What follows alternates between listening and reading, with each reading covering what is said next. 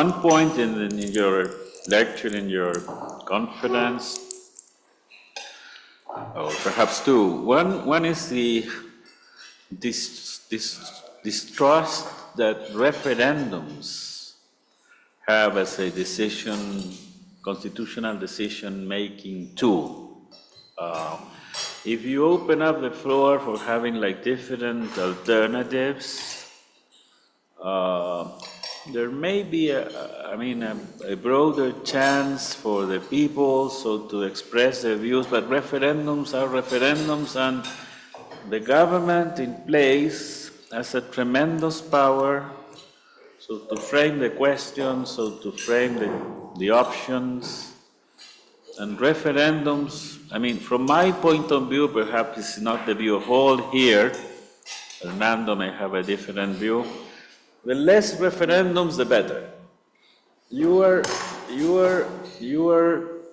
arguing for having more issues decided by referendums. One thing. It's not clear in the referendum what you do if you have 2 or 3 options that are successful and other 2 that are not. You have to create a new constitution, not the one that was proposed. And how you follow up that second process, the post-referendum exercise, let's say. The other thing concerning Chilean history, I think you haven't been completely fair with Sebastián Piñera, the former right-wing president. I'm not a fan of him, but he was in charge of the decisions that allowed the first convention, even though he was under pandemia. It was a very hard estallido in Chile, and I think that Sebastián Piñera should be at least recognized in its commitment as much as Boric, as much as Gabriel Boric, in his presidential commitment to have a constitution that would create a new republic, perhaps, or a new constitutional moment. These are my first 2 points. Perhaps we could follow up the same structure that we were having in the Aula Magna, to have 3 comments and then get back to Bruce, and then again other 3 until we finish. The hour we should finish is around 3 or 2, or what's the time frame for you, Bruce? Longer the better. Longer? Like Fidel Castro, you were saying 3 hours and a half? Oh, I would say, like Macron. Did you see his speech yesterday? No. Fabulous speech. This is really quite a remarkable speech in which he sets out an agenda for Europe. And it's his campaign to become the head of the Commission after von der Leyen. But that's me. But let's go to your questions, and we can talk about Macron maybe sometime. The first point that before we get to the role of referenda in constituent assemblies or in general, if what we're doing is taking a canvas of legitimating practices of democracy in the 21st century, one of the fundamental changes is the Gallup poll. Every week you pick up the newspaper and there's a Gallup poll. It says, Boric is really only 35% of Chileans now support Boric. You believe it. This is a referendum. This is a mode of, if it said, if Gallup does actually do professional polling. It isn't as if he's cheating. Now, there are a lot of, cheating polls, but there are several polls that are, if the poll said Boric has 70% support, you would also believe it, even though your friends think he's a fool, because you are self-consciously aware that you live in a small bubble. And that what you and your friends think is not necessarily anything like what people in the countryside think. And what you think is not what people at Sullivan and Cromwell think, etc. And precisely because of the fragmentation of modern life, in which different people pursue their meaningful lives in different ways, and this is what freedom is, that you can actually do that. That has occurred. The Gallup poll, when was it invented? Answer, in 1936. Gallup, for the first time, using scientific means, predicted that Franklin Roosevelt was going to lose the election to Alf Landon. And then he was totally wrong. Right? Totally wrong. This was the moment where Franklin Roosevelt won this overwhelming majority, not only over Alf Landon, but in the Congress, and he, was pushing for landmark statutes and all of this. Did this discredit the Gallup poll? No. In 1940, 44. And then again and again. So this is a fascinating process. De facto, we have legitimation through referenda, not the only form of legitimation. But, elections are a superior form, but their significance is mediated through the Gallup poll. What to make of this? Well, whatever one would say, if, for example, a country refuses to allow Gallup polls, this would be, and there are countries that do, this would be understood as a profoundly anti-democratic act of suppression, even though the government plays no role in the Gallup poll. That's why it's legitimate that the government doesn't play a role in it. Well, this is similar to the brilliant ideas of the Chilean Constituent Assembly, which makes the Constituent Assembly independent of the government. But of course, the formulation of the Constitution is an act of state. But I think that I have noticed, I haven't responded to you on the ideal principles. You can say anything you like. We should have no referenda. It doesn't matter what you think or what I think. The Gallup poll is a referendum. And it is treated as a referendum, but it is fascinatingly a monthly referendum. And you look at Politico Europe, for example, or you'll see that they're tracing the support of von der Leyen and is von der Leyen's election for a second term as the head of the commission a sure thing or not? And they trace her Gallup poll numbers. And that's the basis of the conversation. Fascinating. This is one of many instances in which the technocratic revolution, modernity begins with the Industrial Revolution in the 19th century. But here we are in the midst of the technocratic revolution of the 21st century.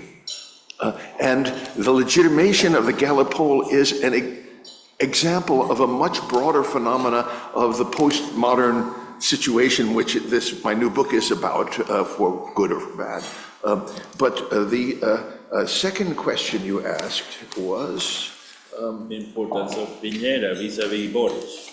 I think, well, this is of course very important. This is part of the Chile, you're right. The Chilean success story so far is we had generation one after Pinochet having a peaceful transition to democracy. Then we have the last conservative leader saying the time is ripe for another turn to the future.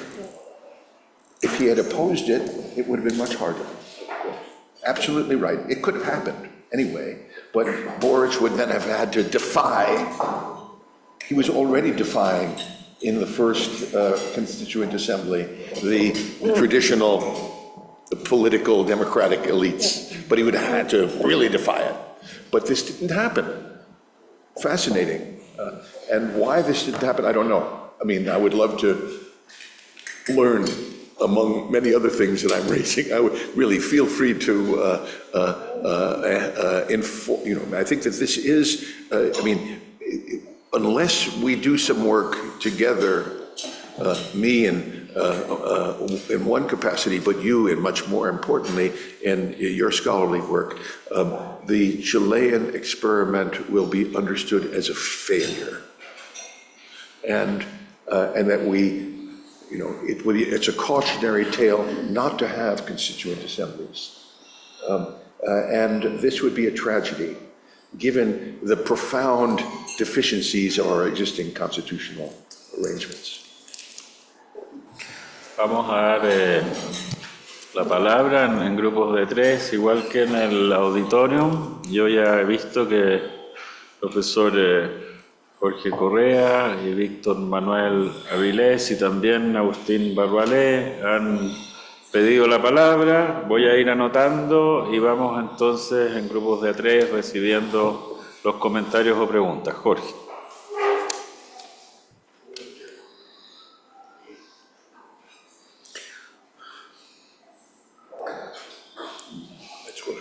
Jorge Correa.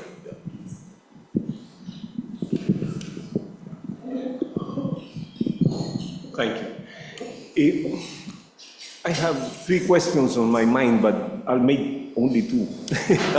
The first is an invitation, if you want to take it, to comment a little bit on the American election. It's not the old 2 guys coming, boring competition. It's Trump coming probably again. And I feel that it's a new Trump, a more desembosado, how do you say that? Well, outspoken or unleashed. Unleashed, Trump. Unleashed. And the second is to provoke you, but probably some of the rest of the audience. I think that in the basis of your exposition is the idea that it's great to repudiate the Pinochet constitution. Keep on working on that, take a break, but repudiate it, because you have to repudiate it. I'm not sure. It's not only the question of if to call it the Pinochet constitution, which has created a lot of emotion and a lot of discussion in Chile, and it's we all know it. It's also that I think that the constitution that is valid today is also the constitution not only of Pinochet, but also of the transition. It's the institutional arrangement that possibilitated the transition and the 30 years. And the discussion on that divides the Chileans pretty much in halves or something like that, or probably to repudiate the Pinochet constitution, you may probably have a 70% that would say yes. But to repudiate the 30 years, probably you will have the 35% saying yes. And the Constitution is a symbol of both things today, not only because of all the amendments, because we did the transition with the Constitution, and it's a Constitution that today, up to my standards, it's a democratic Constitution. It has no authoritarian clauses. Of course, I want to change many things of the actual Constitution, but I don't think we would be able to change what we need to change, and we would not replace the Constitution if we put the flag of repudiate the Pinochet Constitution, because that will lead us again to the highly ideological and emotional discussion that we had in the two processes that failed. And probably to put the flag of the Pinochet Constitution again will lead us to a third failure. Wait. Oh, yes, I have waited. Wait. Muy bien, Jorge. Gracias. Víctor Manuel. Thank you very much, Professor Ackerman, Víctor Manuel. for your presentation. Coming back again to something that you said, I think many countries in the world, Western world, are under depression now. Maybe the States too, for many reasons. But did we really fail in Chile? We had two processes, we had many elections, we had to draft, and we had a strong decision with important population that vote in that mandatory vote. Did we fail? Especially considering that there are many other drivers to move the population to vote, not only the repudiation of the Pinochet constitutions. I agree with the answer to the question of Professor Correa. There are many other drivers. It's a long conversation to talk about that, but we have two options. And at the end of the day, the evolution of the Constitution through the work of the Congress, Democratic Congress, is not a good way to take your idea about different questions, but in different moments to be answered after a good discussion that involved the population and representative in the Congress. Thank you.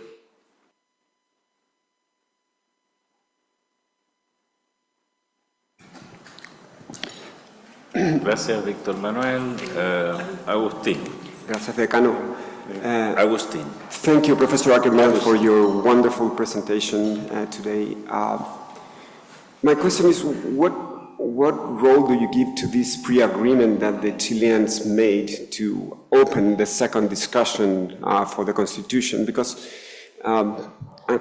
I get the gist of your presentation that a lot of things were procedural and not substantive, but I believe they were very intertwined in the Chilean case, and that could be kind of part of the good part of the story. I think the boundaries helped to ease a lot of decisions that came afterwards in the design of the procedure itself and the way we elected representatives.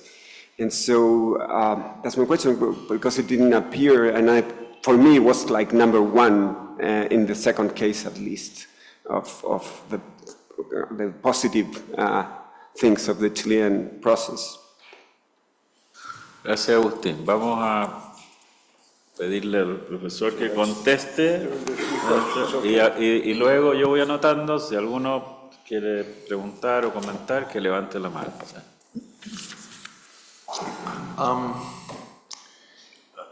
I think that Jorge is asking a fundamental question and then of a general kind, and then talking about the Chilean case. But I want to focus first on the general question of what is the status of self-conscious design of institutions rather than evolution of institutions, not through self-conscious design, but through pragmatic engagement over time.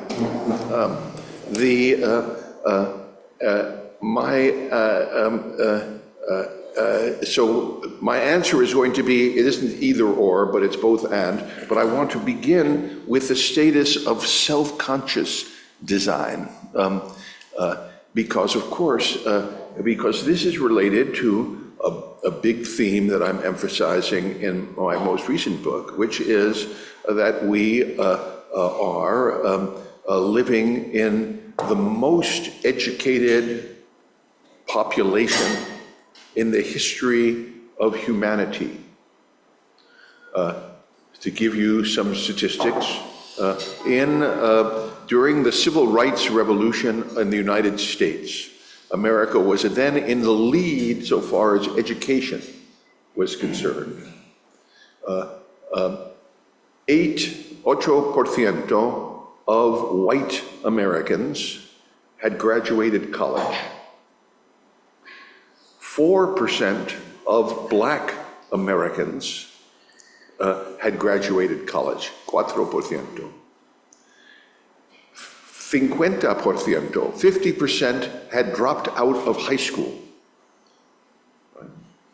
Today, 75 years later, 50% of American whites have graduated college, with, for the first time in American, perhaps human history, white women are graduating college a little bit more than white men. Incredible. 37% of black Americans have graduated college. 15% of Americans, including 2 million blacks, 15% have a degree after college.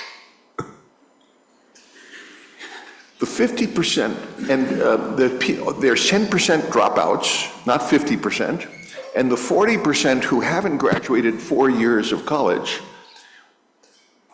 I would say 70% of them have graduated 2 years of community college, it's called in the United States, where they get trained to, in one or another, technocratic tools to succeed in the employment in the 21st century. So we have here, now in Chile, you're behind, but not that much behind.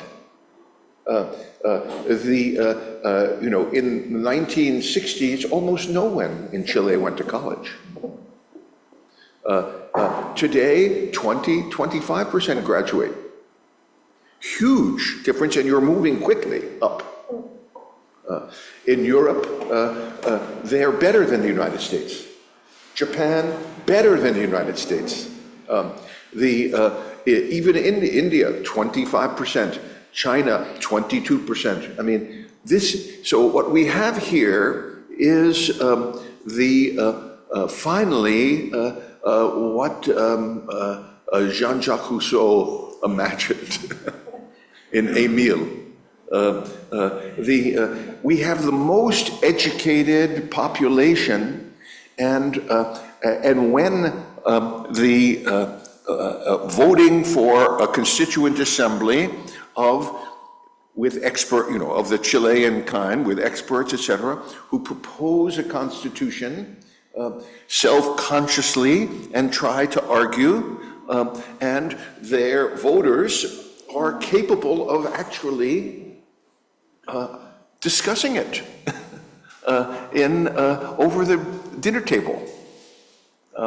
This is quite, and so one of the issues that I propose, when I, at the end of my book, I have my new book, three proposals of how to enhance the possibility of reasoned discourse as a source of constitutionalism. And what do I propose is a new national holiday called Deliberation Day. At the present time, we have in the United States a President's Day in honor of Abraham Lincoln and George Washington, which is celebrated by sales in supermarkets and stores. This, I say, is a grotesque. Let's substitute Deliberation Day, President's Day, to 3 weeks before the election. And on Deliberation Day, you have two choices. One choice is you cannot go to work unless you're, you're a policeman or some other security person. You cannot go to work. All employment is closed. And you have two choices. One, you can just have fun with your family and kids and your neighbors. That's one perfectly good choice. Another one is you click onto a Deliberation Day computer screen and engage in deliberation of the kind that I've been working on with Jim Fishkin for the last 35 years, in which Fishkin is the head of the Center of Democracy at Stanford, and we've done this, and I'm a big friend of his, and we've collaborated on this, but it's really he who's done the work. So what they do is they take a random sample, statistical, of a population. They've done this 120 times in countries not in Chile, but in countries as diverse as Mongolia, as communist China, as Italy, Texas, Japan, really it's been all around.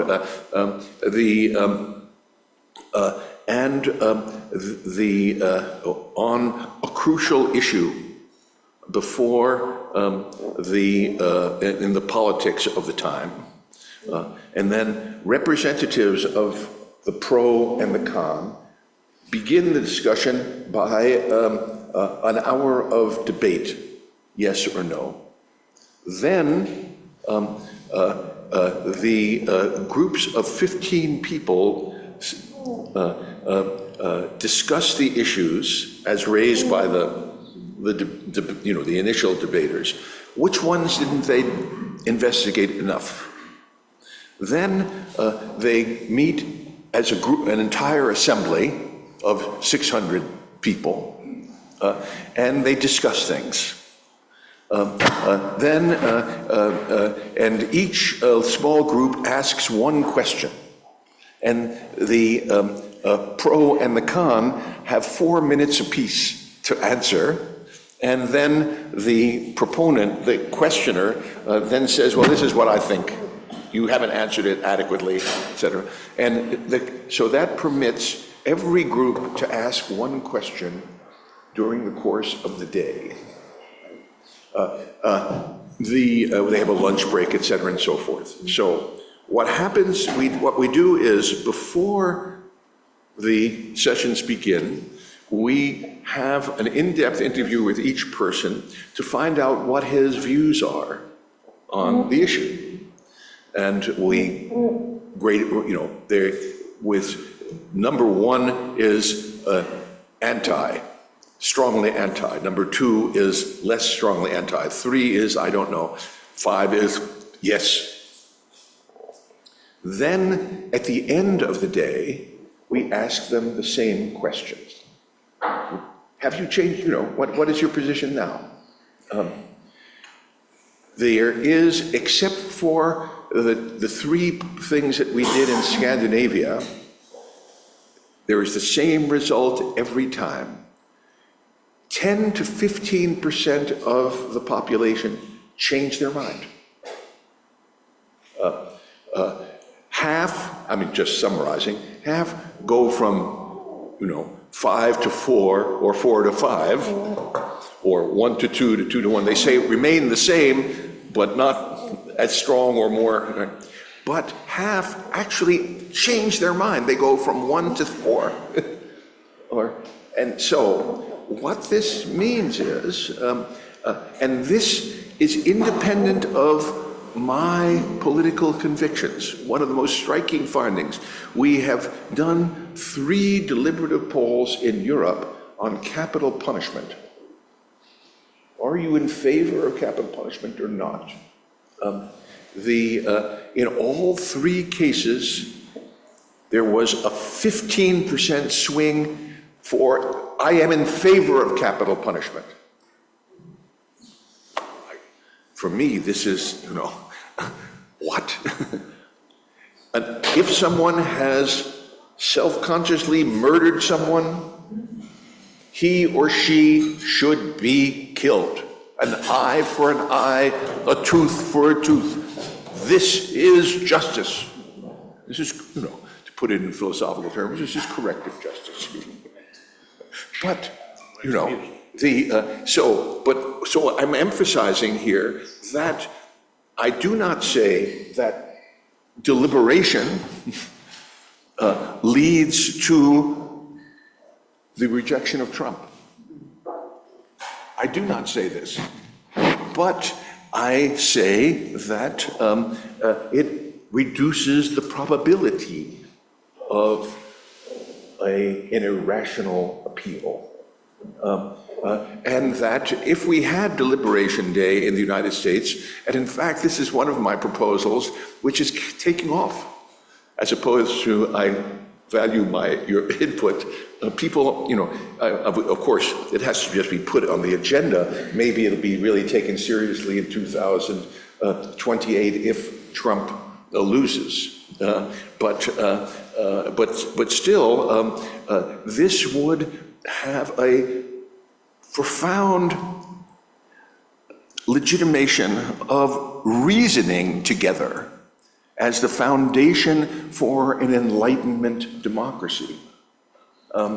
Now, as to whether Trump wins in 2024, you're absolutely right.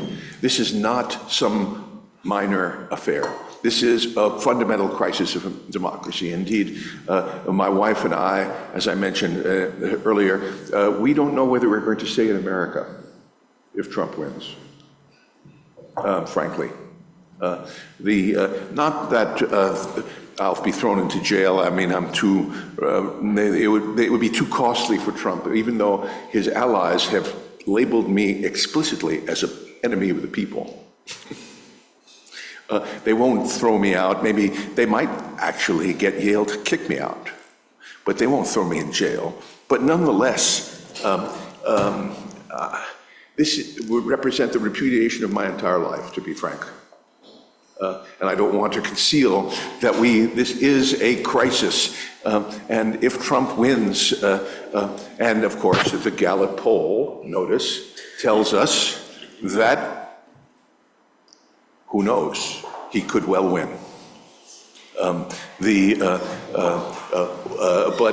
So I don't want to at all on the real, this is a crisis of American democracy.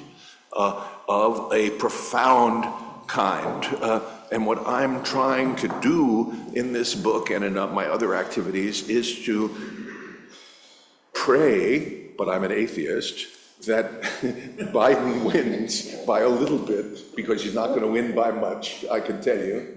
If he wins by a little bit, then we will have 10 or 15 years of struggle to reconstruct democracy. And we have to think of institutions to aid this in ways which don't worship the founders. This is a fundamental mistake. The founders were highly innovative for their time and place. They supposed that the leader of the American government was the Speaker of the House of Representatives because he was the spokesman for the only branch that was popularly elected. The Senate was selected by the state legislatures, and the president was selected by the state legislatures through the Electoral College. This was a plausible but not compelling way of resolving conflicts and politics of the time, but has no, the Electoral College is a disgrace to any notion of democracy at the present time. To say that the state of Wyoming, which has 600,000 people, should cast 3 votes in the Electoral College, and the state of California, which has 40 million people, should cast 48 votes, is ridiculous. Just ridiculous. You add up all the threes and you get 15% of the voters determining the outcome of elections in a realistic sense. This is ridiculous.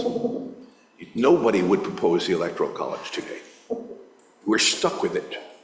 Well, that's terrible, not good, and we're going to have to reform that. And I have proposals to reform it within the framework, although it presses on the framework of the Constitution, etc. So if we manage to survive this crisis, if he gets reelected, we're going to have an authoritarian dictatorship.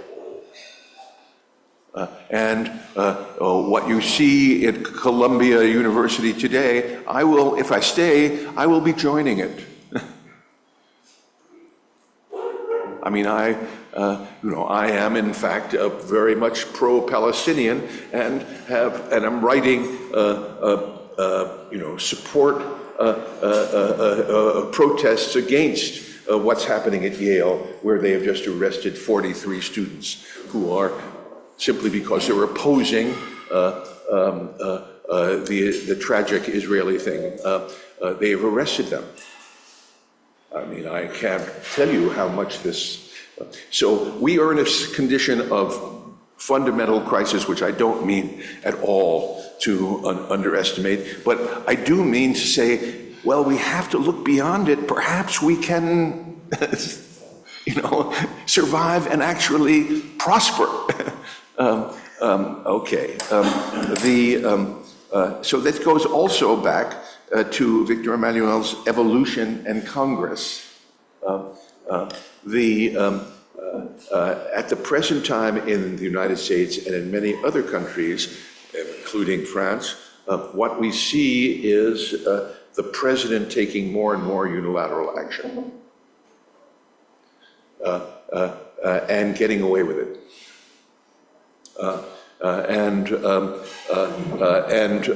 This dynamic is precisely the dynamic that Juan Lentz, The Perils of Presidentialism, and Stepan was emphasizing, but they were focused on Latin America. Much of the rest of Europe and the United States and other places are suffering from the Latin American disease. This is a tragedy, but you have something to contribute to its constructive confrontation, precisely because you've lived through these terrible things.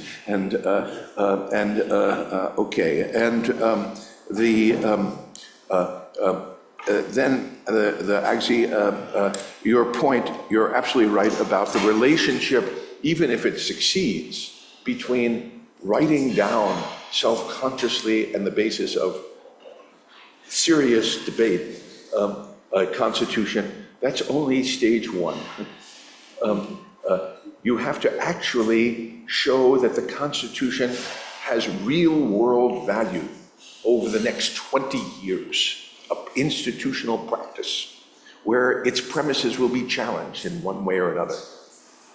And so the self-conscious rational debate is only a very desirable condition for a thriving, constitutional, evolving order, but it's a relationship between writing something down on a piece of paper in a legitimate way, and then actually seeing which parts of it are redeemed in practice.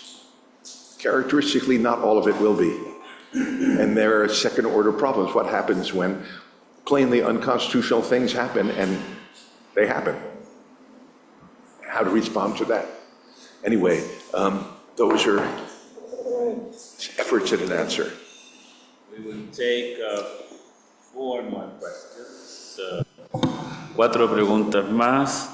Rodrigo Correa, luego Mauricio Torres, después Fernando Atria y Elisa Walker.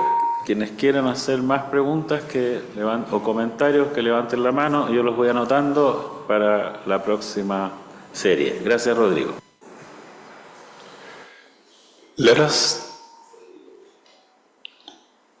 us take as good, for the sake of argument, the premise that what we have to do is to reject Pinochet's constitutionalism or constitutional inheritance. Now, even if that's true, it's not all we should do in constitutional reform. So that adds to the comments of Jorge. Even if it's true, it might become a problem because it might obscure things we have to do. But let me go back to it. Let us take it as true. We then have to ask, where is Pinochet's constitutional inheritance in the current constitution? Now, in the Chilean process, 2 narratives, 2 answers to that have been relevant, I would say, prevailing.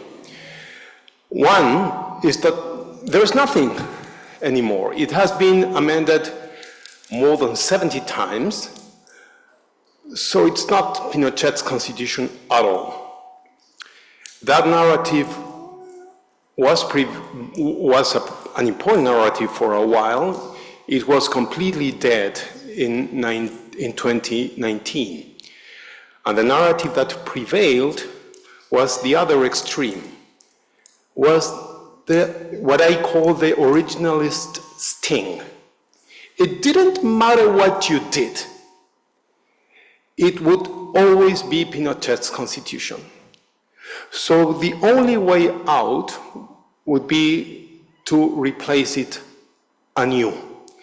Actually, I find it remarkable because it could have, the new constitution could have repeated all the provisions of the old one. But so I think the semantic thing is obviously wrong, but it was prevailing. And I think because it was prevailing, it completely ruled out your idea of a referendum with different questions because of a technical matter that I don't see how you could get out of it without rejecting the premise. And it is that there could not be a default rule in the current constitution, because that would have meant not rejecting the Pinochet's inheritance. And that's a problem, because if you have 5 questions, for example, if you get a yes in all questions, that's perfect. You have a new constitution. But what if you get a no? What's the default rule? So you would have had to propose 2 different constitutions. I mean, it's impossible to see how it could have worked. So that's one comment. I don't think, actually, I think your idea obliges you to reject the narrative of Pinochet's constitution that prevailed. On the other hand, you propose an intermediate narrative. You, as far as I understood, you try to find what's the inheritance, and you propose that it's in the emergency powers. I am not persuaded. And this is an invitation for you to persuade me or to help us finding what's in the Constitution today that it's Pinochet's inheritance.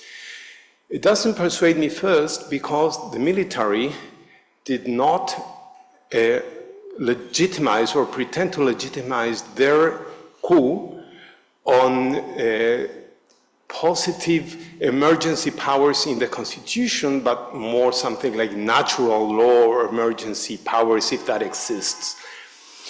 Second, because Pinochet, after he got the Constitution approved, had two different sets of emergency powers. The ones that he would use, we were in transitory provisions, and then the ones that would be enforced for the next government. And even those were amended under democracy. I'm not sure now when they were amended, probably in the big amendment of 2005. So the proposition that the current emergency powers somehow are the Pinochet's inheritance seems to me very implausible. Thank you. Gracias, Rodrigo. Le vamos a dar la palabra al profesor Mauricio Torres y luego Fernando Atria y Elisa Walker. Vamos a recibir 4 preguntas en esta serie. De nuevo, invito a las personas que quieran preguntar o comentar algo que levanten la mano para anotarlo. Gracias, Mauricio. Gracias, decano. Thank you, Professor Ackerman. Sorry, what's going on? Here. Thank you for your presentation. Well, one of my questions you already answered because I was going to ask you about whether you believe in the deliberative democracy program. You seem to be in favor of that. So let's move to our next topic. One of the topics being discussed here in Chile after all this constitutional fallout, if you want, is about the political system. There are voices saying that our political system is too fragmented. There are too many minority political parties, and the negotiation within the Congress is too difficult. You have to negotiate with around 22 political parties. It's very difficult to do so. So I wanted to ask you in general, what do you see about the political system? If you have some recommendations for a good political system that could work for our country. Thank you.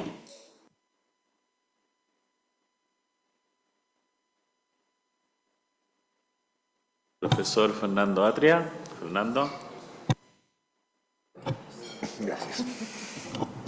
Thank you. Thank you, Professor Ackerman.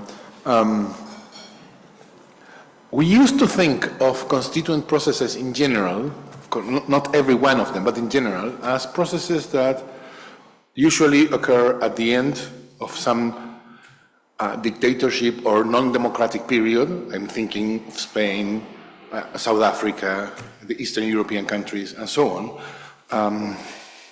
So there were societies that looked back with relief to this time of dictatorship or non-democracy and look forward with optimism and hope to the normal functioning of democratic institutions. Those institutions would realize the promises contained in the Constitution. That was the way in which that was usually the context in which constitutions were discussed.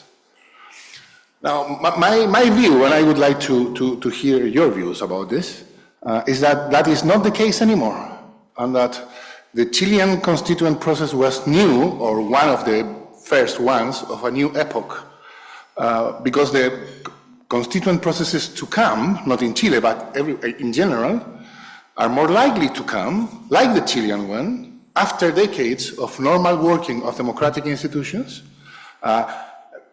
slowly decaying in legitimacy,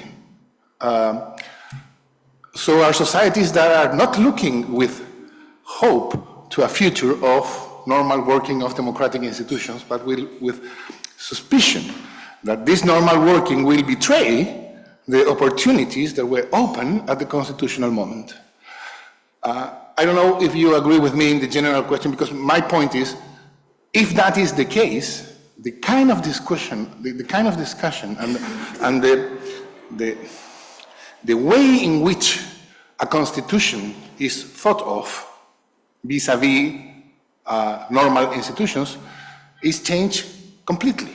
And I believe, but I'm more interested, of course, in what you believe, that it's the constituent processes to come are more likely to be like the Chilean constitutional process in this sense than to, I don't know, the Spanish 1978 or South Africa and so on. Thank you. Muchas gracias, Fernando. Elisa, profesora Elisa Boca. Good afternoon. So in Chile we had 2 referendums, but we had 3 texts. The first one was written by the Convención Constitucional, the second one was written by the Comisión Experta, and the third one was written by el Consejo Constitucional. So I was wondering, as you were following this discussion in Chile, that if there were any elements of any of these texts, or maybe the 3 texts that you thought they were interesting to rescue, and also maybe if you had a favorite text. Thank you. Muy clarito. Muy bien. Great. So you have 4 questions now. 4 questions. Good, okay. I want to go to a higher level of abstraction again, because so as to isolate the issues that you're emphasizing.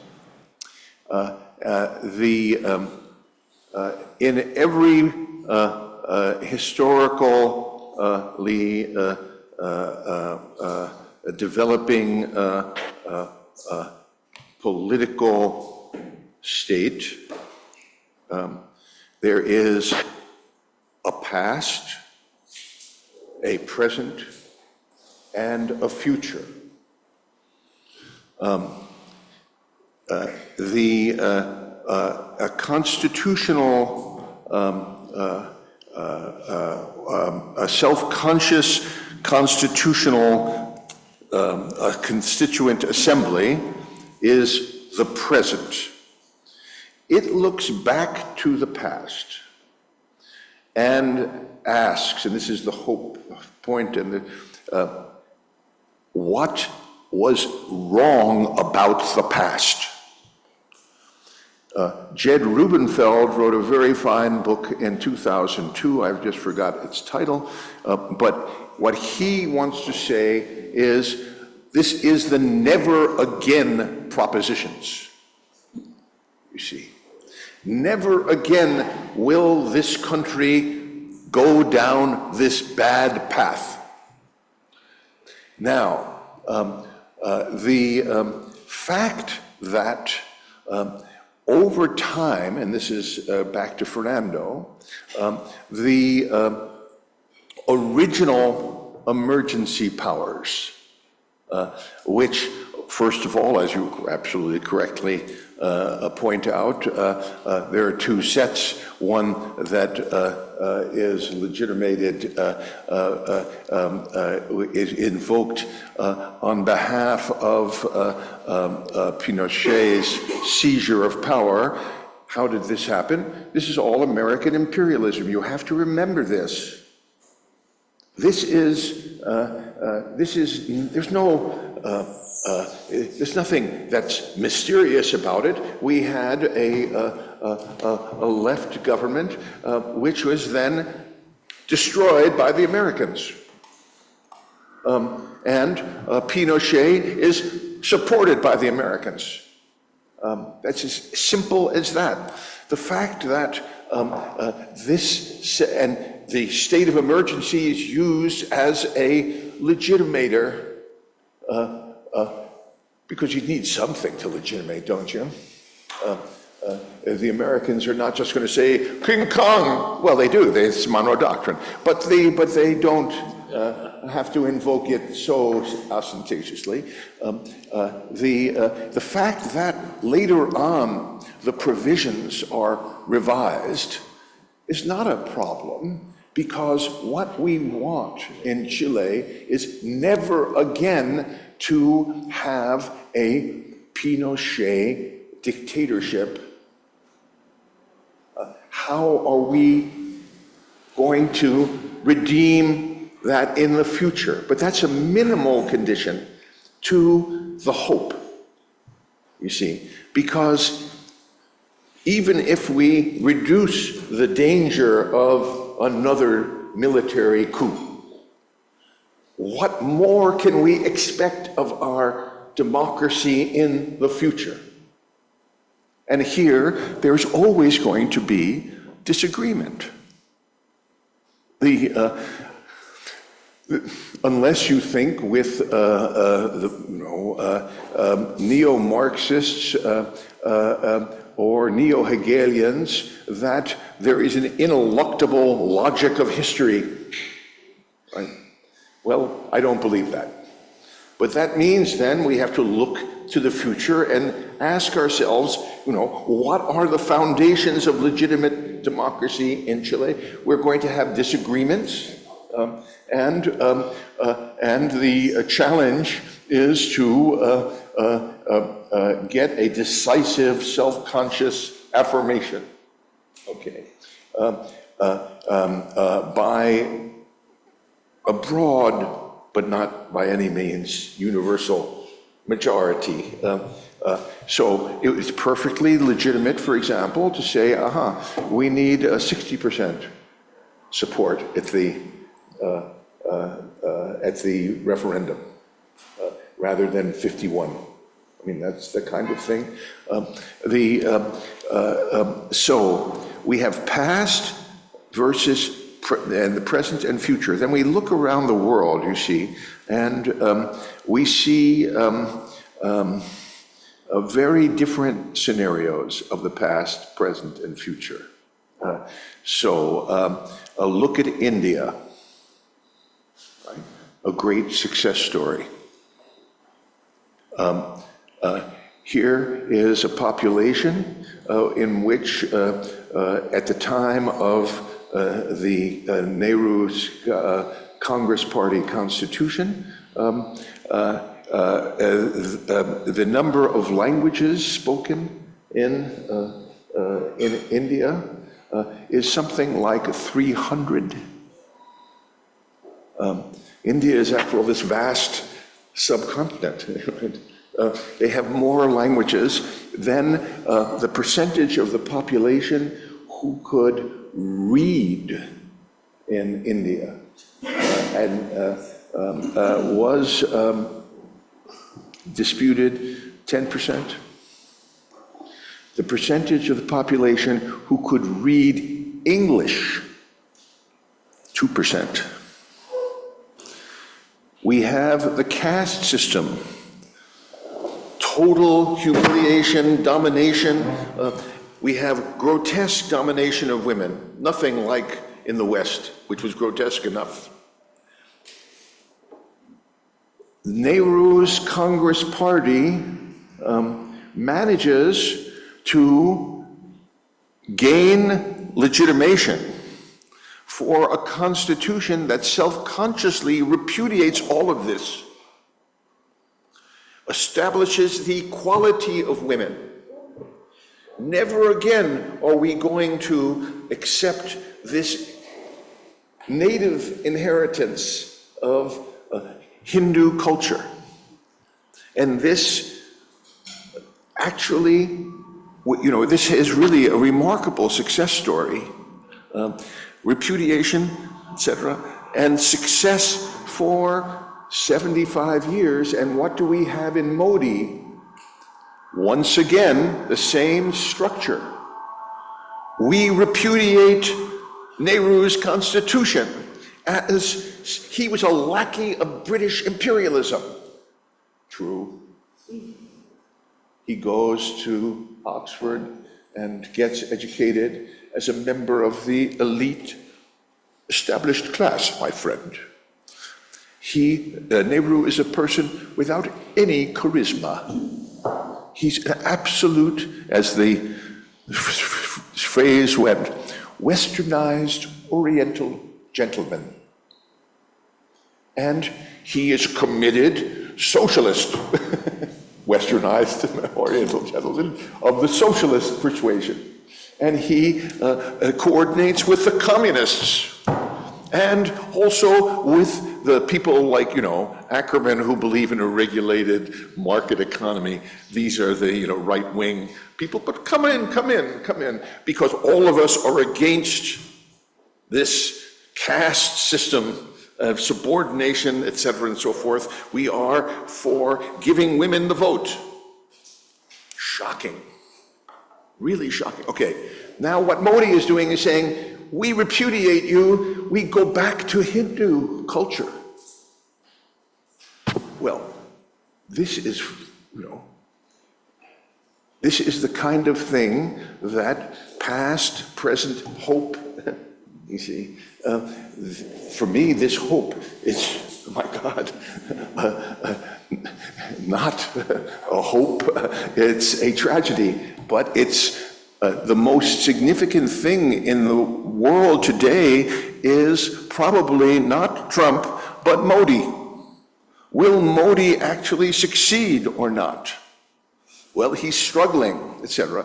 So, but this past, present, and future and hope is crucial. Now let's go to the issue that will there be crises in the future? Well, we have to ask, what are the sources of crises? One source of crisis, which is not going to go away, is economic depression. You cannot understand why the establishment was overthrown without understanding that the United States in 2009 and 10, in 2008 and 9, catapulted the entire world into an economic depression. Every other country had nothing to do with it. They were doing fine. Chile was doing fine in 2000.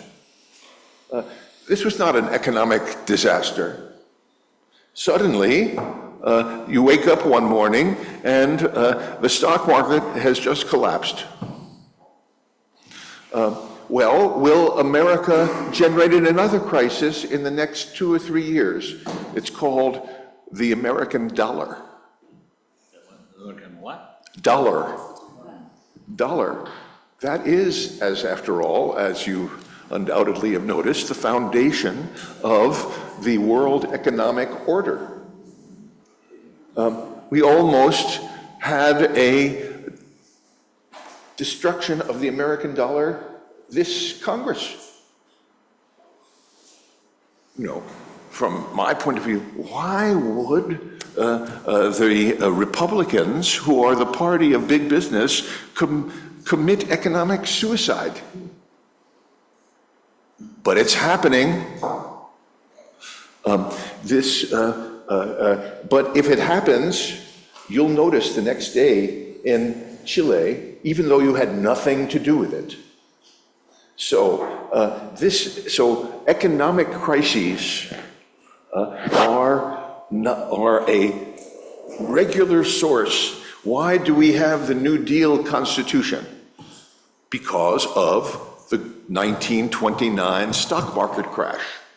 Without that, Franklin Roosevelt would not have won in 1932. And without his efforts to say, we repudiate the past and we affirm social democratic future with landmark statutes, he would not have won in this big victory in 1936. But at the same time, of course, we have Adolf Hitler. who is responding to the same crisis generated by the United States. And he wins. So one form of comparative analysis and analysis for the future is how does your system, your constitutional system, respond to economic crises that are generated on a worldwide basis because we have a global economy and a declining American hegemony over it. So that's one crisis. But then, of course, and this is what the green parties of the world are saying, we have another crisis, global warming. This is a new crisis. And they're right. And how to respond to that? Well, it's a global crisis, and Chile is a small country. But nonetheless, because Chile happens to have these, the copper and all of these rare metals, it actually can take a leadership role in this response to this global crisis, which everybody knows is coming, and we haven't yet gotten anywhere in seriously resolving it. Well, this would be an issue for the politics of hope, which would fit Chile in a way that it doesn't fit to China. Anyway, so the crucial point is there will be crises. Another one is massive nuclear war. Here, Chile has nothing to say. Right. But until 1989, we had the Americans being the dominant nuclear power. The Soviets were much weaker. Now we have a pluralization of North Korea, China, Russia, Iran. This is terrible. How are we going to prevent one of these, the North Koreans to sustain their power will throw rockets in the direction of the American shore? Will this precipitate nuclear holocaust? How to prevent that? Well, this is something that I've been working on a lot, because America has to play a significant leading role, but it can't play the role of before 1989, where we were the dominant nuclear power. How to do that? Well, somebody has to figure it out, because otherwise, in 20 years, there will be no human race on the planet Earth. The probability of one of these things coming out of control, right? Iran attacking Israel, Israel attacking Iran, bang. And that's really what the Gaza issue is confronting. But that's not what they're talking about. Right? We have problems, some of which Chile can play a constructive role, some of which it's just going to have to hope for the best. But it isn't as if, so this selective hope and the response to predictable economic crises is, it seems to me, a necessary part of a forward-looking agenda, while repudiating the terrible things of the past and say we need to start at least trying to cope with the mistakes of the terrible things of the past.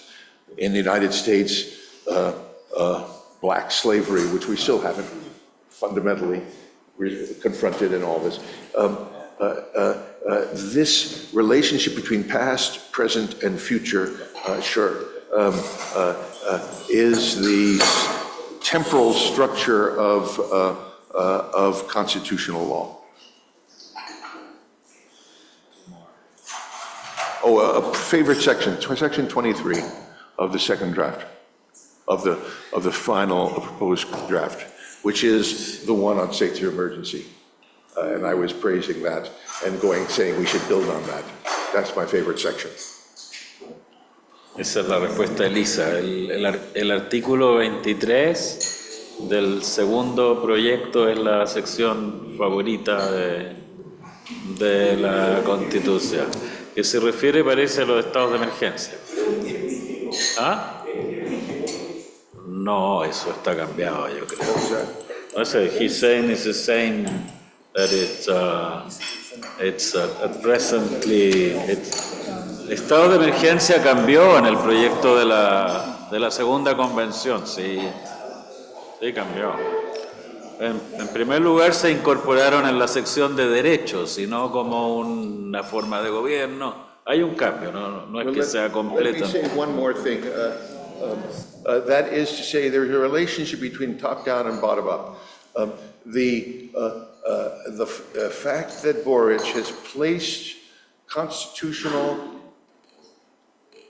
systematic constitutional reform on the agenda is a part of the lived experience of the generation of Chileans for the next 20 years, even though they never read a law article in their lives. But they'll remember this as a moment that happened. And people got very angry, you're absolutely right, and screamed and yelled at each other, and it went down, but it happened. While another event, Pinochet's takeover as a result of the American intervention, because of the Bay of Pigs and Fidel Castro and all of this, will be forgotten. It'll just be in history books. And a very small, and maybe we might have a couple of classes in high school teaching you about it, but it will drift off. And that's fine, because that period of the past is gone. While the potential for a better movement for self-conscious confrontation of the challenges that Chile faces in the next 40 years is still there. And the fact that we went through this and we failed, well, it might be, depending on the politics as it develops, that people will say, well, we should not try again. It's perfectly plausible to take the position. We shouldn't try again. We should do things that adapt the old constitution. It's a perfectly plausible view, but it's also a perfectly plausible view to say, yes, we can do it with the most educated population of Chilenos in the history of the world. We could actually deliberate and do something which is significantly better than simply adapt slowly in ways that may be overwhelmed by the crises, economic and global warming and things of that kind. Gracias. Vamos a tomar 3 preguntas más de la profesora y, presidenta de la Comisión de Admisibilidad de la ex comisión, Ana María García, luego del profesor Augusto Quintana y luego de la profesora Gladys Camacho, profesora y senadora universitaria, y Conrado. 4 entonces. Conrado Kirchner, profesor de la Universidad de Sao Paulo, que está como visitante aquí en la facultad. Vamos entonces, Ana María. Thank you very much. And I want to thank Professor Ackerman because for his great presentation, and especially I think it's a very good opportunity now for you to transmit us optimism and hope.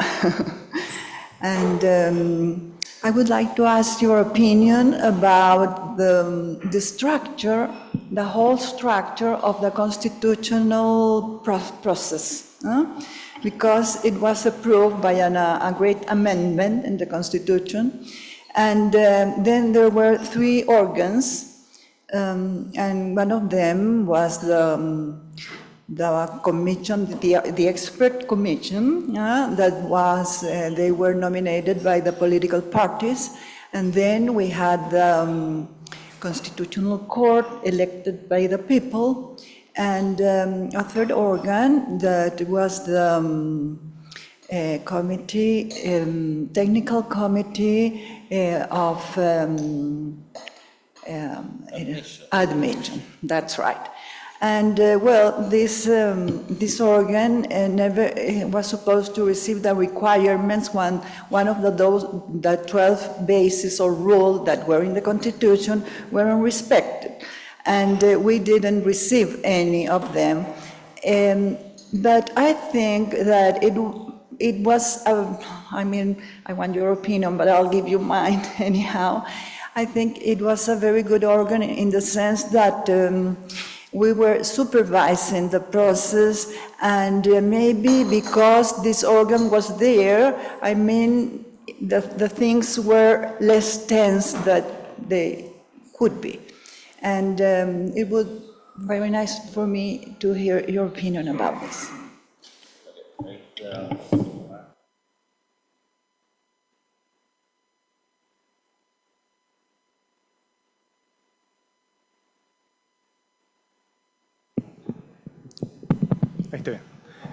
Good evening, Professor.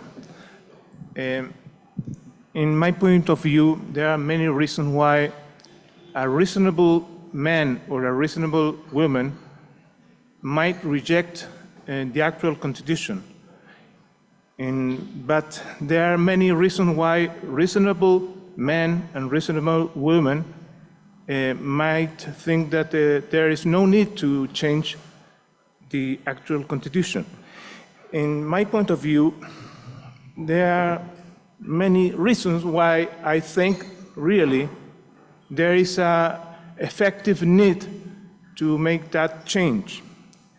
And obviously, I belong to a generation in which the lack of democratic legitimacy is something really valuable. But there are other reasons why I think the constitutional change is needed, and I think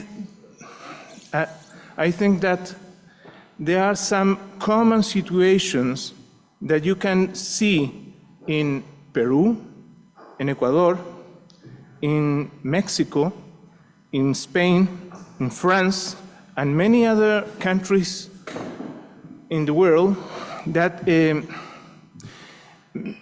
makes me think that there's something that the political systems in these countries are wrong. And I can give you 3, there might be another ones, but 3 ones. The first of all, very especially in Chile, I think, how it works or doesn't work, the majority rule in democratic institutions. This is one of the principal elements, I think, that we have very difficulties in Chile. Secondly,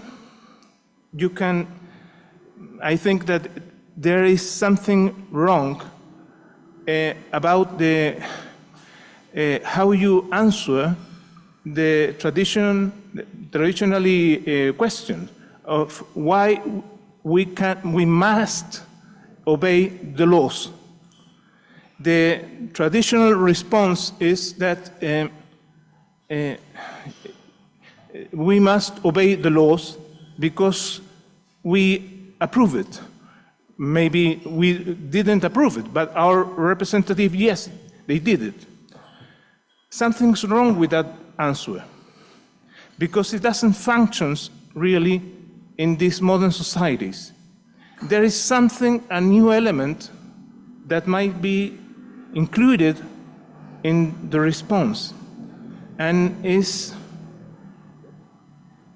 maybe the ordinary citizens thinks, I didn't approve that law. My representative, it is not mine. It is a politician. Maybe he's a corrupt man, or women.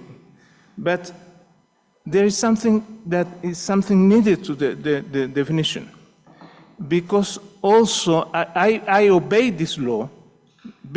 Perhaps if I didn't approve it, maybe I had the opportunity to approve it, because there are some participative procedures that I can be involved in the political decisions. And this is a new element, I think, that modern democracy must extend in these definitions. And there is a third element, I think, that must be studied a little bit more.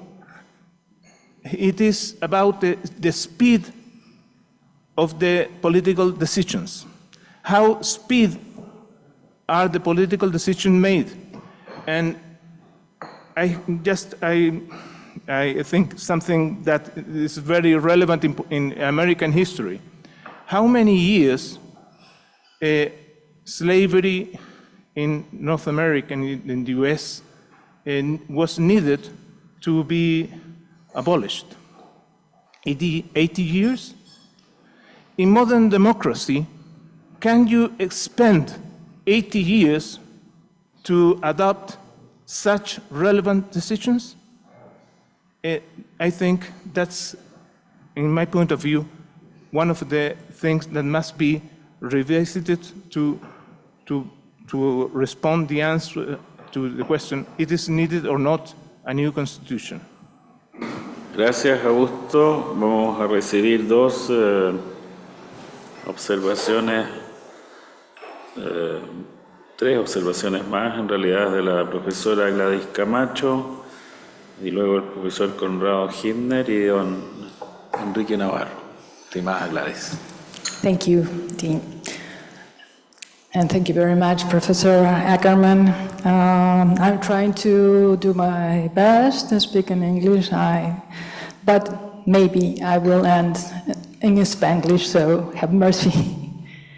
The thing that I want to ask you is about, if you can, what do you think about the procedures of constitutional procedures that we have not so long ago, that shows a democracy crisis as well.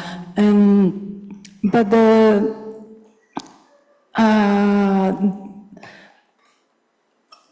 in the last, there is a struggle between equality and liberty in both procedures.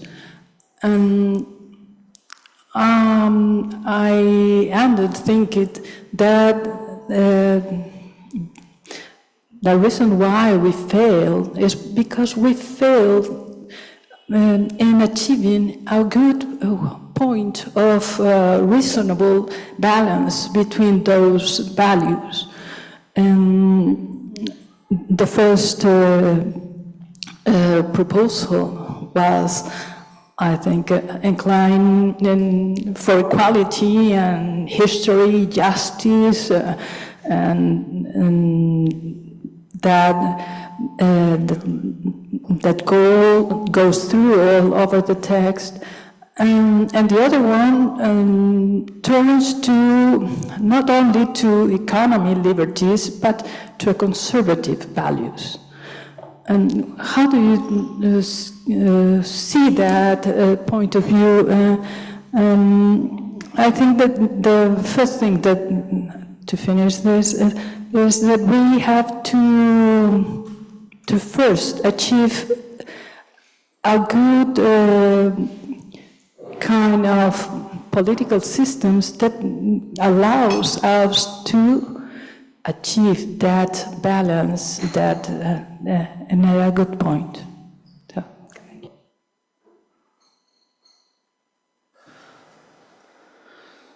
Gracias, Gladys. Profesor Conrado Hittner. Thank you, Professor Ackerman. In 2020, you wrote a short piece, a very short piece, called Brazil Needs a New Constitution. It was mid-2020, 2020, and Bolsonaro was in the beginning of the pandemic. It was that tragic sort of administration. And as far as I can remember, your suggestion was, and it seems to equal a lot of Linz and Stepan and how they impressed you in the 70s about Latin American presidential systems. And basically, and correct me if I'm wrong, your perception was that presidentialism should be replaced by parliamentarism, because that would neutralize risks of autocrats, etc. This is a well-known argument about one supposed advantage of parliamentary systems. And at the same time, and I think one first question is that whether in the last 30 or 40 years or so, political science has engaged a lot with this dichotomy to show that this is, to some extent, a little bit simplistic and stylized, and the terms of the relationship between executive and parliament sometimes depends much more on other variables related to electoral system, party system, legislative process, the competences of the president.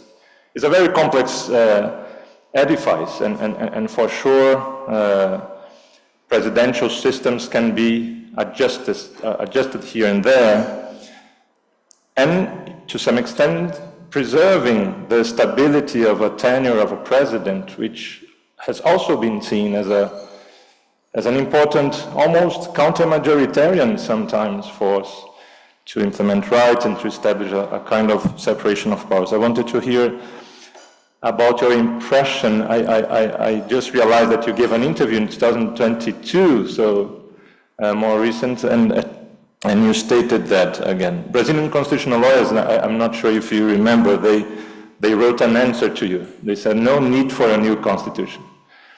And yeah, there was this argument about presidentialism, but there was another argument which I think is also important, and the perception is that, well, in such a context of complete fractured politics and right-wing politics, the best that we could achieve with a new constituent assembly was the complete destruction of the slightly progressive achievement that we had in '88.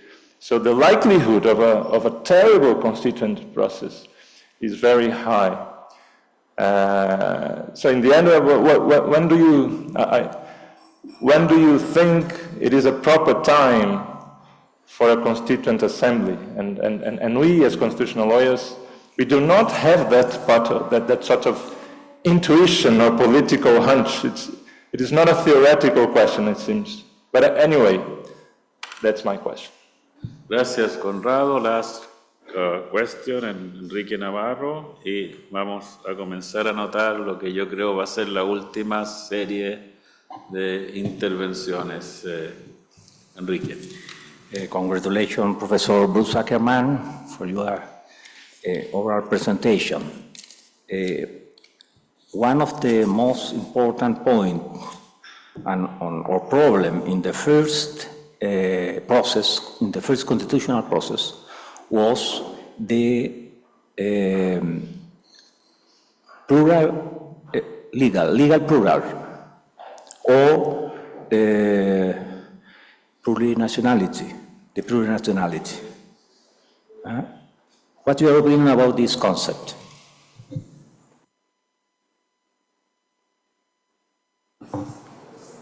Muchas gracias. Vamos entonces a...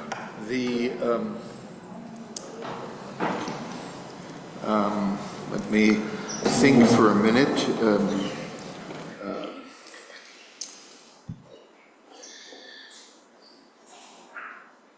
The basic framework of these 3 volumes of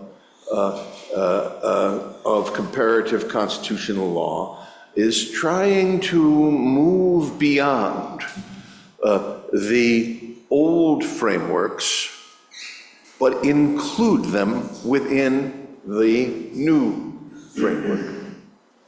The old frameworks are presidentialism versus parliamentarianism. And you're absolutely right, several of you are absolutely right that that's much too simple-minded. Every,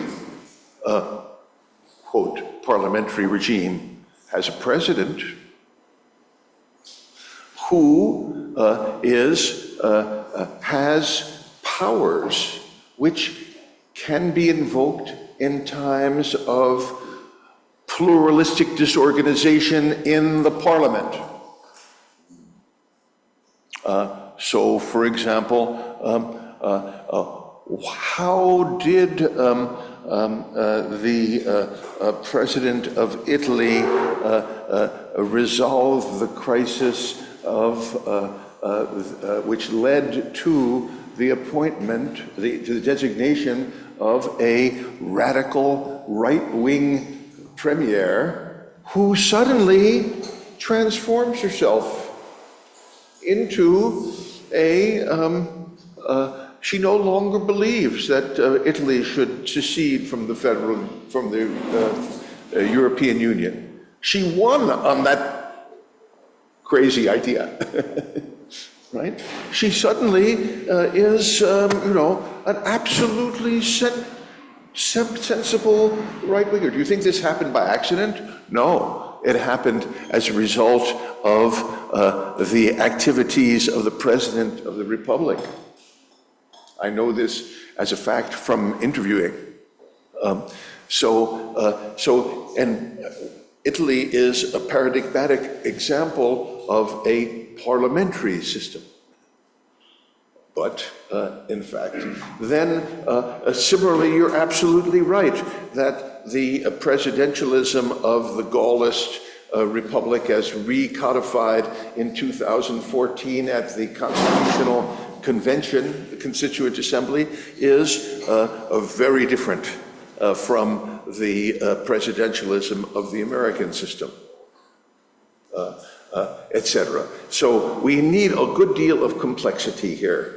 But my thought is that this has to be integrated into these 3 pathways. One is the revolutionary pathway, in which a movement, grassroots movements, organized to repudiate the past. This is Boric. When I say revolutionary pathway, I don't mean workers of the world unite, we have nothing to lose but our... That's an example of a 19th century revolutionary pathway, but we're talking, and we can learn something about how that failed in 1848 and all this. But there is a revolutionary pathway. This is not what happened in Spain. What happens in Spain is the establishmentarian pathway. The old Franco regime is superseded by a premier from the old Franco regime, who then says, let's have a new constitution, which is written in secret and is not ratified by anyone, right?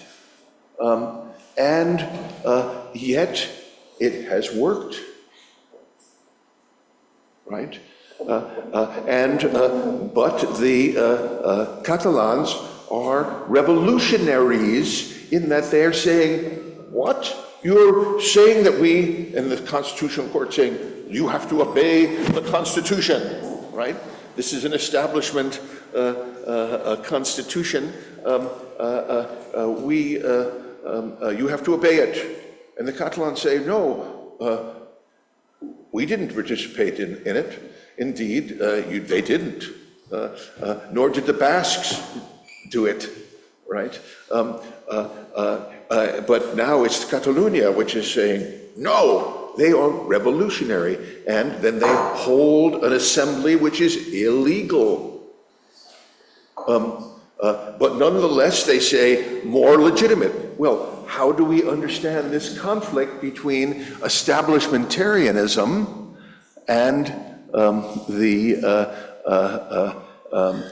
and revolutionary, right? That is what my framework permits, but perhaps it will be resolved by revising the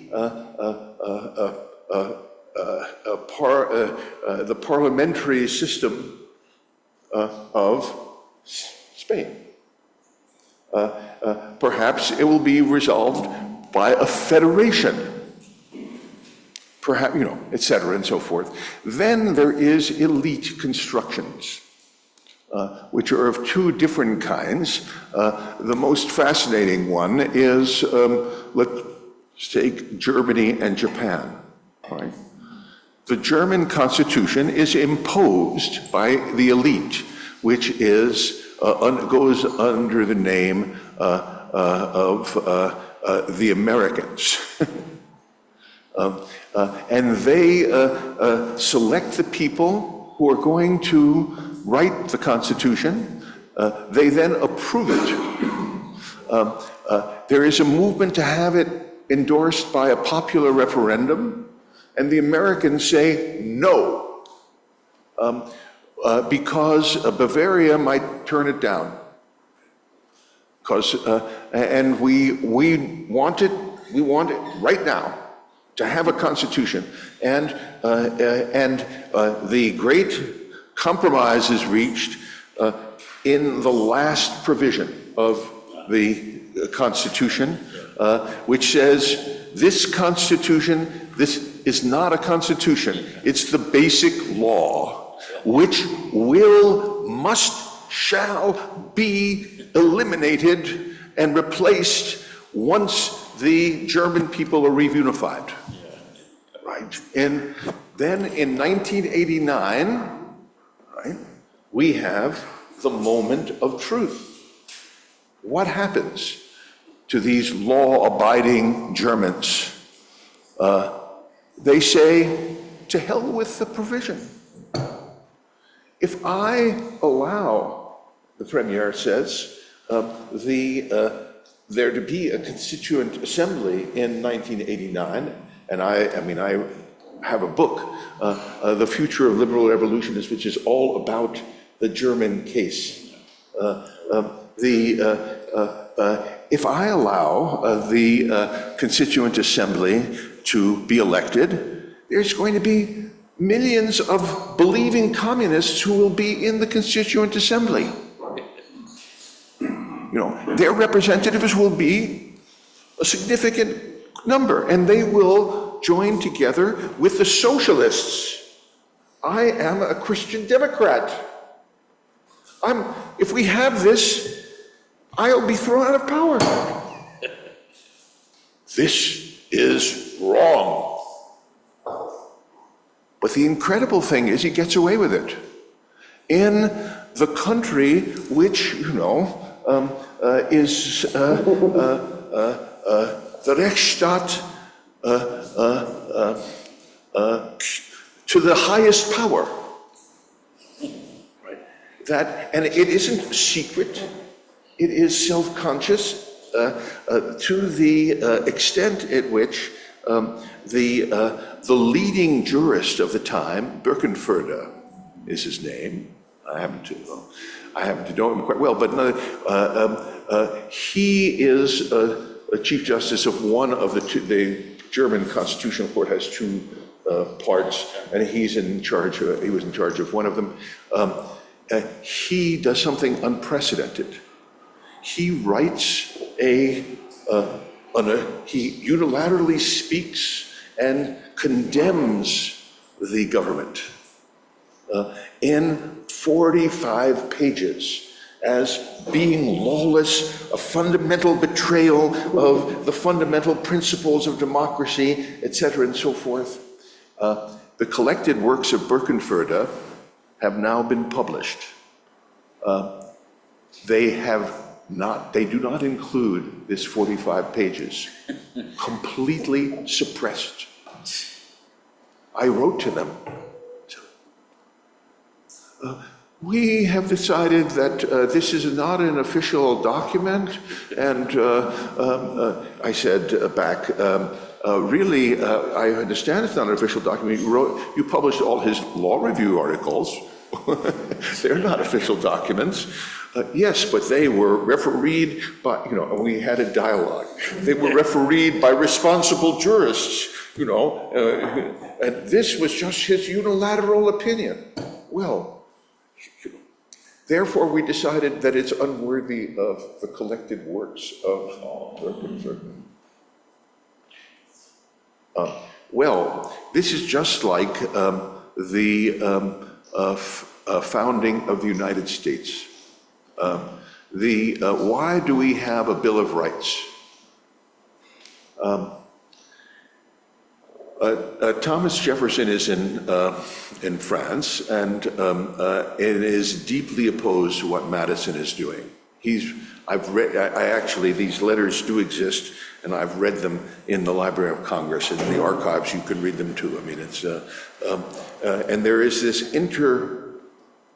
transatlantic communication, and Jefferson is saying to Madison, who begins in 1785, and finally they have a convention in 1787, 9, etc. Listen, what you have in mind is the construction of a new dictatorship. All that you are doing is transferring the powers of the British Parliament to a place in the continent of the United States, Philadelphia, he thinks, right? So they're going to, a very small number of people, because of course it isn't even democratically elected at the time, only white men with a certain amount of property can vote at that time. All you're doing is translating this imposition on to the United States. Unless you change your drafting, I'm going to support a Thomas Paine, who is, give me liberty or give me death. We oppose the Constitution as an authoritarian imposition. We should decentralize power to the states of Virginia, et cetera, and so forth. What does Madison and the other people do? They say, listen, we're going to do what we're going to do. But in the first Congress, the first session of the first Congress, we are going to pass the Bill of Rights. What does the Bill of Rights say? Right? It says, especially the last two provisions of the Bill of Rights, that you shall not imply powers. Right? Moreover, we're going to pass this at the first Congress, in which only 9 states have already approved the Constitution. So 9 states propose the Bill of Rights, and it is enacted into law before all 13 have signed on to the Constitution. Well, this is very, and this is all erased, except by Bruce Ackerman, who wrote it up, and people read it and say, huh.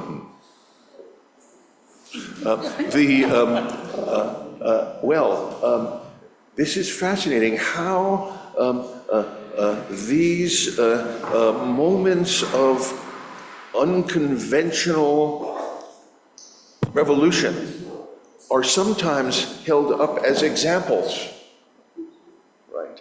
And sometimes completely erased. When does this happen? I'm having a student right now, actually, I hope that he's doing comparative analysis between the German experience and the American experience. But then we have, but it's easy to erase things when they've dropped out of lived experience.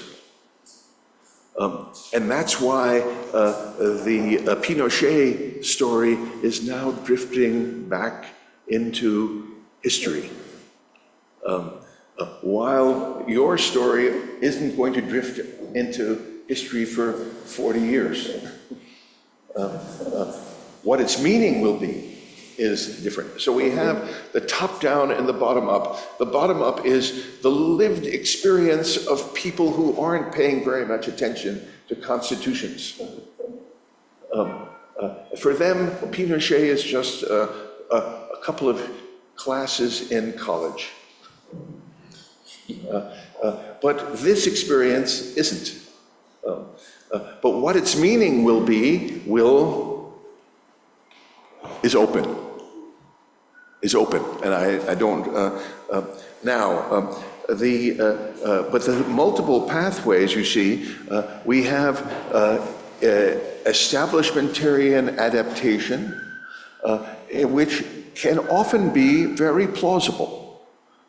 When you were saying, well, maybe we just shouldn't worry about the Constitution. We have adequate provisions for amendments as things go on. We have a lot of more important problems to go to, and we will legitimate the constitutional structures of Chile through problem-solving success.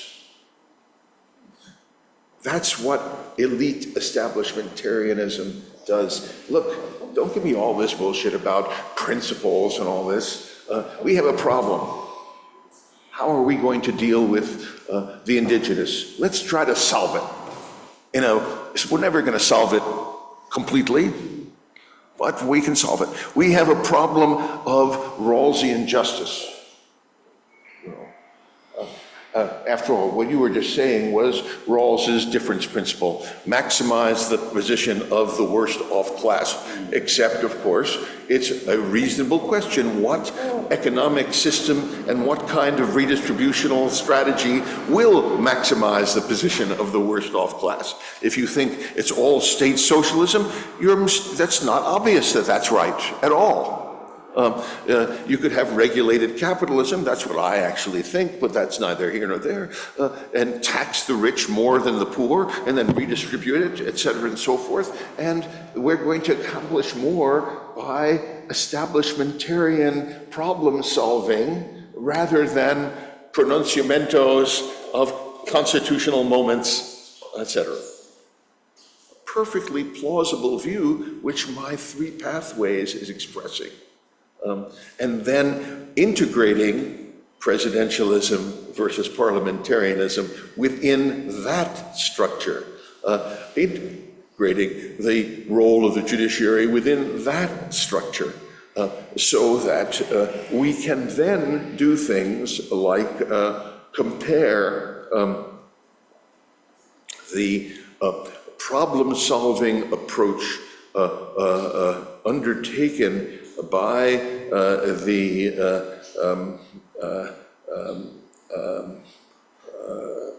let's say, what would be the Indian government after the defeat of Indira Gandhi's state of emergency for the last 50 years, this problem-solving approach with the problem-solving approach attempted by Xi in China. Xi is not a revolutionary. He is trying to adapt the tradition, which is a Marxist tradition, to Confucianism in this fascinating effort to improve the actual condition of ordinary Chinese. Does he succeed? Does he fail? What are his problems? Well, there are very many interesting parallels to Nehru's India in the last 50 years. Now, I'm talking too much, but I do want to say one more thing, and that has to do with the first issue, I think, raised early on, having to do with majority rule. One dimension of constitutionalism, which is of fundamental importance, is recognized, but there has not been enough theoretical work, is the role of political parties. So, some democratic systems are one-party systems. Mexico had the PRI for 70 years. They actually had elections. These elections were run in a serious way, with serious counts.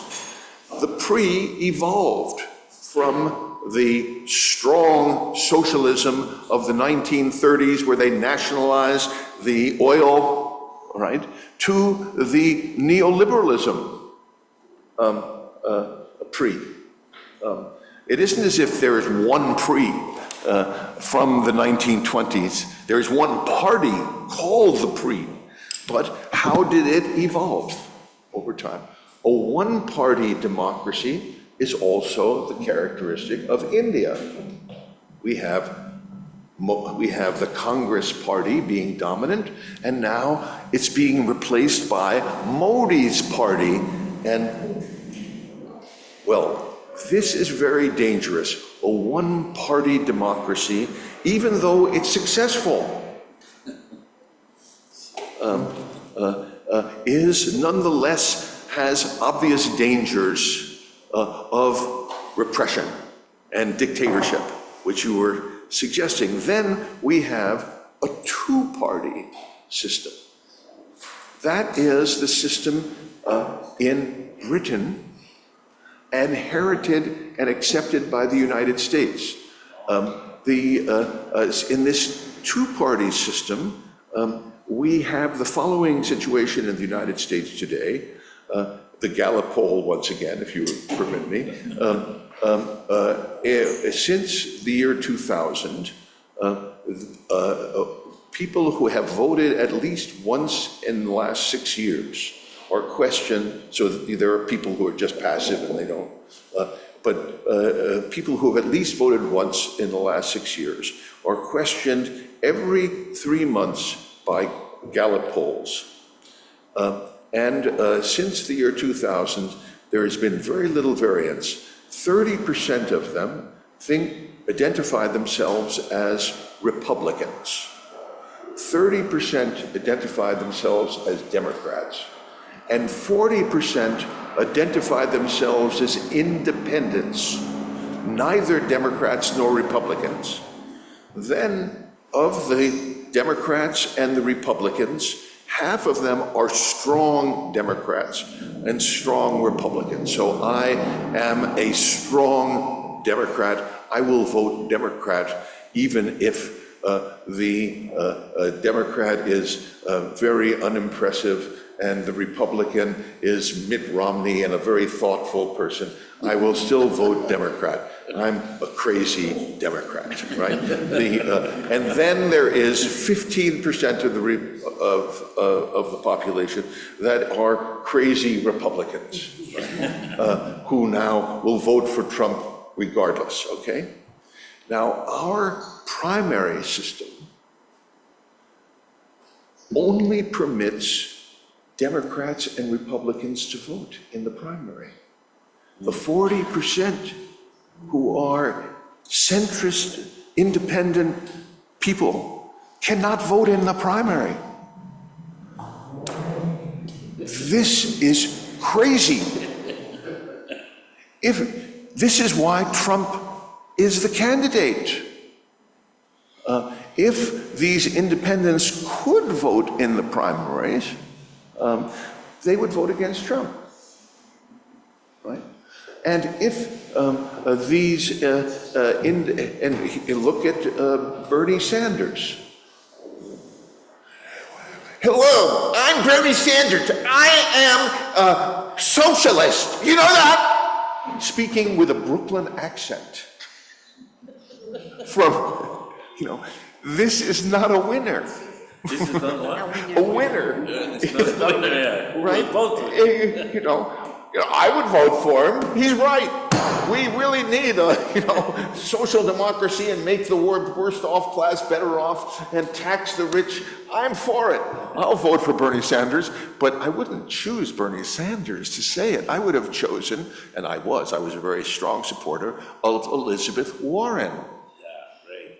Elizabeth Warren held the same views as Bernie Sanders, except she is thoughtful. She presents herself thoughtfully. She would swing professional conservative women to her side. She would have won. But Bernie Sanders Bernie Sanders refuses to defer to her, so he splits the crazy Democrats, right, into two groups. I'm for Elizabeth Sanders, Elizabeth Warren, others for Bernie Sanders. And who comes in? Biden. Who can be enthusiastic about Biden? That's the point. He's not Bernie Sanders. Yeah, but he isn't Elizabeth Warren. Shut up. Let's go get, well, if the independents could have voted, they could have made all the difference. Notice that in the return to democracy beginning in the 1970s and proceeding in Latin America, Western Europe, Spain, et cetera, and so forth, as well as Eastern Europe, all of these places, none of them copy the American primary system. They all have for a set of first past the post things, and finally you get two at the end who run against one another. Now, then we have the opposite problem, which was being emphasized. What happens if there are 23 parties? Okay, so the answer here is... Here we have this problem. That's right. The answer here is a threshold. If you don't have, if you don't reach 7.5%, see, they were already agreeing with me. If you don't reach, let's say, 7.5%, you will not be in the legislature at all, right? That's right. So the problem, however, with the threshold, there's no such thing as a solution, a perfect solution. The problem of the threshold is that it might happen that in a case that a lot of voters vote for party groups that fail the threshold. This is what happened in Poland in the first 7 years of its turn to democracy, so that the Constituent Assembly that finally meets represents only representatives, which you had a threshold, represented only 2/3 of the voters. 1/3 voted for candidates that were out. Then that was one of the reasons why its proposal was rejected. Because you don't speak for the people. So there is a danger with this, but I agree with you that in Chile, it's worth the price. I would very much support a threshold. And here, you're doing something not at all novel. You can, if you do comparative law, it's Germany, really, almost everybody who has a system other than the United States and Britain, which has a two-party system, and you can't vote in primaries, et cetera, and so forth. Everyone else has a system that is sensible and that encourages centrist independents to vote in the preliminary stages before we get to the final stage. And I would, in Chile, I would definitely support a threshold. And that you can do, within the context of the present Constitution. You can just have an amendment. I mean, there's nothing. Statute. Yeah, right. Or maybe you could do a statute, So this is an establishmentarian mode of resolving a big problem of democracy without a constituent assembly of any kind. Thank you. Bueno, yo quiero agradecerles a todas las personas que han estado hoy en la conferencia y en esta conversación. Algunos han tenido que dejarnos por distintas responsabilidades. Agradecerle también a Paula Rocha de la Unidad de Comunicaciones, todos los esfuerzos que se ha hecho para transmitir, para organizar esto, que ha salido muy bien. Y sobre todo agradecerle al gran profesor Bruce Ackerman, que ha venido con una tremenda dosis de optimismo y de energía. Ustedes lo ven, podríamos seguir 3 horas. Yo creo que ya estamos todos knockout. La verdad es que es una inyección de combustible para seguir pensando estas cuestiones, seguir trabajando con energía. Y ojalá en algún momento tener un país más justo, más igualitario, más libre, y tener la diversidad, el pluralismo que nos convoca esta tarde aquí en esta facultad. Démosle un tremendo aplauso y agradezcámosle.